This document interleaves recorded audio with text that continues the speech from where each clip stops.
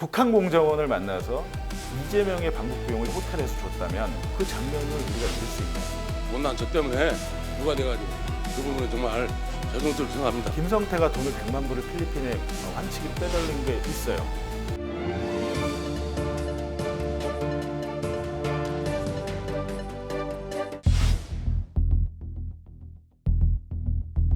방용철이 당시에 필리핀에서 2019년 7월입니다. 그때 이제 북한 사람들 6명 불러다가 아태협이라는 곳과 이제 뭐 행사를 열었어요. 근데 사실 그 시기에 북한 사람들 불러서 행사 치르는 게 쉬운 일은 아니었죠. 왜냐하면 5달 전에 베트남에서 트럼프와 김정은이 만났는데 노딜이 돼버렸어요. 예단하진 않겠습니다. 그러나 나의 직감으로 보면 좋은 결과가 생길 거라고 믿습니다. From what? No rush. There's no rush. We just want to do the right deal. Chairman Kim and myself, we want to do the right deal. 옳은 그 Speed is not 합의를 이루어야 important. 된다. What's important is that we do the 가장 right 중요한 deal. 것은 옳은 합의를 Thank you all very 이루는 much. 것이다. 아무런 걸 없이 그냥 파토가 나버리는 바람에 남북 관계까지 얼어붙었을 때 필리핀에서 그런 대회를 여니까 굉장히 화제는 화제였죠. 필리핀 대회가 열린 호텔하고 그 쌍방울, 방용철, 뭐 김성태 등이 묵었던 호텔이 거리 차이가 있습니다. 차로 아마 한 7, 8분 거리, 5, 6분 거리였던 것 같은데 행사가 열린 호텔에는 카지노가 없습니다. 근데 김성태가 묵었다는 오카다 호텔은 카지노가 있어요.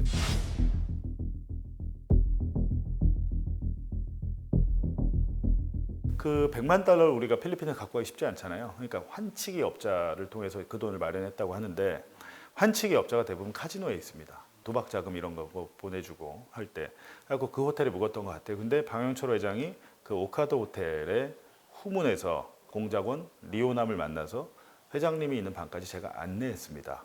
라고 주장을 했고. 리오남 저는- 왔어요, 안 왔어요? 예, 왔습니다. 왔어요? 예, 예, 리오남 왔고 예. 리오남에게 돈 70만 달러 준 거죠? 돈은 제가 직접 주지는 않았고 돈은 회장님이 전달해 주셨고 회장님 계신 곳까지 안내를 했습니다. 근데 저것보다 이호남이 가지 않았던 증언은 뭐 저를 포함해서 증언이나 물증은 더 많잖아요. 국가정보 문건까지. 많은데 그때 언론 기사들을 한번 찾아보십시오. 방용철이 리오남에게 돈 준 거 증언했다.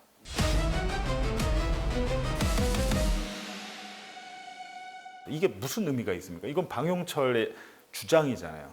방용철 본인의 주장을 뒷받침하는 물증 증거가 하나도 없어요. 근데 언론이 이 방용철의 말을 검증하지 않고 오히려 리오남이 거기 가지 않았다는 증거에 대해서는 제대로 기사화가 되지가 않았어요. 북한 공정원을 만나서 이재명의 방북 비용을 70만 달러를 호텔에서 줬다면 그 장면을 우리가 잊을 수 있나요? 그런 경험을 우리가 했다면, 만약에 당신이 했다면 죽을 때까지 못 잊을 겁니다. 하나하나 모든 장면이 사진처럼 다 찍혀 있을 거예요. 2019년 5월 김성태 증인이 이호남이를 중국 어디서 만났나요? 답변드리기보다는 좀 양해 아니 부탁드리겠습니다. 만난 것은 확인해 주셔야죠. 못 만났죠? 안 만났죠? 관련된 거라 뭐 그렇습니다. 그러면 제가 확인시켜 드리겠습니다. 이 자료는 2019년 당시에 이미 확인된 자료입니다. 5월 6일 날 이호남이 중국 대련에서 입원을 하고 5월 10일 수술을 했습니다. 그다음에 경기도지사 관련해서 이호남이하고 만났던 그때 이호남이는 퇴원을 하고 12일 열차편으로 북한에 들어갔습니다. 그래서 5월 14일까지 평양에 체류했습니다. 이 기록을 보면 도대체 언제 어느 때 이호남을 만났는지 5월 12일부터 14일까지 불가능하다 이렇게 돼 있는 거예요. 그렇죠? 이때 이호남이하고 만난 사진이라든지 이호남이와 직접 서명한 문서가 있습니까? 없지요. 예. 근데 김성태 회장이 어떻게 진술하냐면 법정에서는 잘 기억이 나지 않는다고 합니다.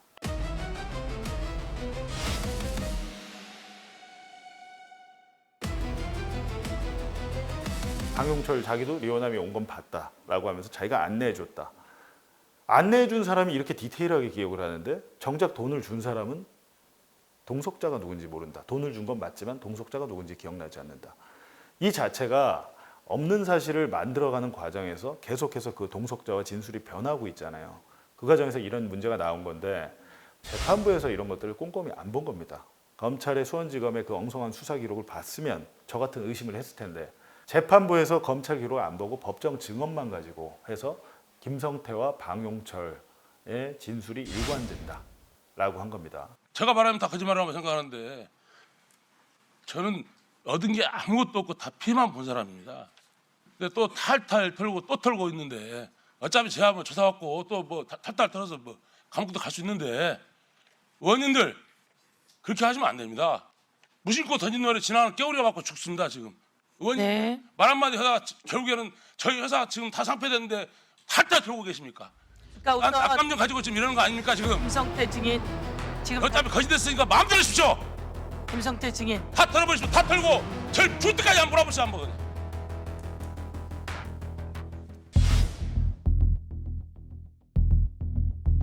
저는 이 사건 자체가 되게 이상하다고 생각하는 게 쌍방울에서 북한으로 준 돈이 총 800만 달러래요. 검찰 이게 이제 수사에 따르면 2018년 12월에 김성태가 통일전선부 김성애나 리오남 등을 만나서 경기도가 스마트팜 해주기로 했다면서요.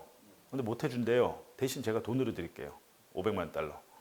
이렇게 해서 줬다는 거예요. 근데 돈을 한 번에 주는 게 아니라 뭐 200만 달러, 300만 달러 이런 식으로 나눠서 주는 거예요. 근데 돈을 나눠서 줬고 총액이 800만 달러인데 이 돈 모두를 방북 비용으로 하기에는 너무 말이 안 되는 게 2019년 1월부터 2020년 1월까지 할부로 줘요. 이재명을 방북시켜야 되는데 1년 동안 주는 돈이 있나요? 말이 안 되잖아요 이게. 그러니까 앞단의 500만 달러는 스마트팜 비용으로 처리를 하고 뒷단의 300만 달러는 방북 비용이 돼야 되는데 필리핀에서 만나서 굳이 이재명의 방북 비용을 줄 이유도 없었는데 거기에 대해서 그렇게까지 하는 이유가 뭘까 많은 분들이 궁금하시잖아요. 근데 왜 그러냐면 김성태가 돈을 100만 불을 필리핀에 환치기로 빼돌린 게 있어요. 이 100만 달러 예를 들면 환치기에서 간 게 지금 결과 나왔는데 100만 달러의 용처를 처리할 길이 없었던 것 같아요. 제가 볼 때는. 증인은 2019년 7월 필리핀 김성태에게 환치기 수법으로 11억을 줬죠? 보냈죠? Yeah. 11억을 보냈죠? 한번 예. 보세요. 김성태는 자기가 100만 불이 있었는데 30만 불 쓰고 70만 불을 이호남에게 줬다. 이렇게 이야기하고 있고 뒤에 있는 박용철 증인은 김태현이 애초에 70만 불만 필리핀으로 보냈다 이러고 있어요. 근데 김태현은 11억을 보냈다. 그럼 92만 불이에요 이게. 그렇죠? Yeah. 그래서 11억을 보냈고 그거를 김성태가 30만 불 딴 데 쓰고 70만 불 이호남이한테 줬다 이런 건가요? 뭐예요 이거?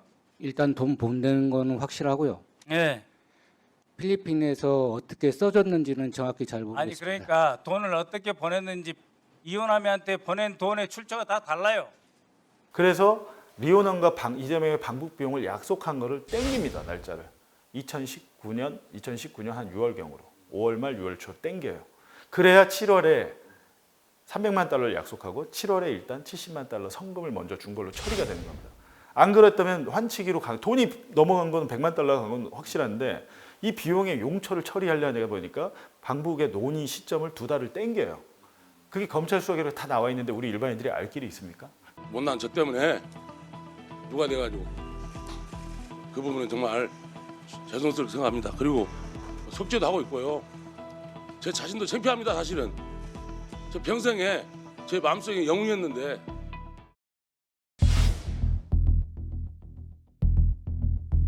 리오남이 1953년 54년생이에요. 90년대 때부터 공작을 한 사람이고 이 사람은 어떻게 보면 뭐 정찰총국 소속으로 알려져 있지만 예전에 그랬던 것 같고 어떻게 보면 외화벌이 일꾼이라고 합니다. 북한에서는. 근데 리오남은 그 베테랑이잖아요. 사실 지금 은퇴할 나이도 한참 지났죠. 근데 지금까지도 활동하고 있다는 것은 리오남이 실질적으로 외화벌이를 잘했다는 거잖아요. 근데 리오남의 특징은 이거는 국정원 블랙유원의 법정 증언입니다. 중견기업, 중소기업들을 뭔가 예를 들면 대동강 맥주 뭐 독점권, 대동강 모래 채취권 이런 걸 팔아가지고 돈을 뜯습니다. 근데 대동강 맥주 독점 사업권, 뭐 총판권 제가 본 사람만 10명이 갖고 있어요. 똑같은 거를 갖다가 장사를 하는 거예요. 그렇게 해서 외화벌이 일꾼인데 베테랑이죠. 근데 CIA나 우리 국정원이 그 일거수일투족을 감시하는 사람이 필리핀에 간 것도 말도 안 되는데 이재명 방북 비용을 받으러 간 북한 공작원이 김성태 회장의 방을 못 찾아가지고 후문에서 만나서 같이 갑니까? 뭐 7살짜리 애나 초등학생이 오면 그럴 수 있는데 베테랑 공작원이 후문에서 사람들 다 있는데 거기서 방용철을 만나서 같이 이동을 해서 방으로 갔다? 이거 자체도 납득은 상식적이지 않잖아요. 근데 그런 부분도 있고 제가 이제 말씀드렸지만 당신은 기억을 그렇게 정확히 하는데 당신은 회장, 정작 돈을 직접 줬다는 당신 회장은 기억을 못하네 라는 말을 하고 싶었죠. 저는 많이 갔잖아요. 한 대여섯 번째 돼서 익숙하죠. 똑같습니다. 그 패턴이 똑같은데 그래도 저는 많이 적응을 한 편이고 이게 어떻게 굴러가는지는 많이 경험을 해봐서 근데 굉장히 힘들어요. 오래 앉아 있는 게. 그리고 정말 힘든 거는 와서 앉아 있는데 질문 하나 안 할 때 제일 힘들어요. 제 우측에 있는 여성분 국토교통부 공무원이신데 아침 10시부터 자정까지 14시간 있었잖아요. 점심시간 좀 뭐 저녁시간 빼도 10시간 가까이 있었잖아요. 한마디도 못하고 오셨습니다. 근데 끝까지 있어야 돼요. 증인이든 참고인이든 얘기를 하고 가야 됩니다. 그런 부분이 이제 굉장히 제일 힘든 건 그거예요. 허리가 아프더라고요, 어제. 제가 이제 또 배 나오고 살이 쪄가지고 허리가 제가 디스크가 좀 있는데 어제 딱 생각을 했습니다. 국정조사 자리에서 살은 빼야겠구나. 근데 저만 그런 게 아니고 중간중간 또 다 좁니다. 이게 밥 먹고 나면 해서 중간중간 잠깐 이렇게 숙면도 취하고 하는데 나중에 한 14시간 하고 나와서 딱 국회를 나오니까 자정 좀 넘어서 녹초가 되죠. 피곤하죠. 요새는 제가 출연도 잘 안 합니다. 어디 뭐 뉴스공장이나 매부쇼 이런 데 출연도 잘 하지 않는 이유가 계속해서 어딜 나가다 보면 뭘 정리할 시간이 없어서 지금은 조금 자제하면서 그렇게 하고 있는데 국정조사 때문에 또 한 일주일, 2주일 아무것도 못했네요. 그거 준비하고 하느라고. 강백신 검사, 윤석열 검찰의 무도한 불법적인 압수수색 현장 영상을 보고 싶으신 분들은 좌측의 영상을 보시면 됩니다.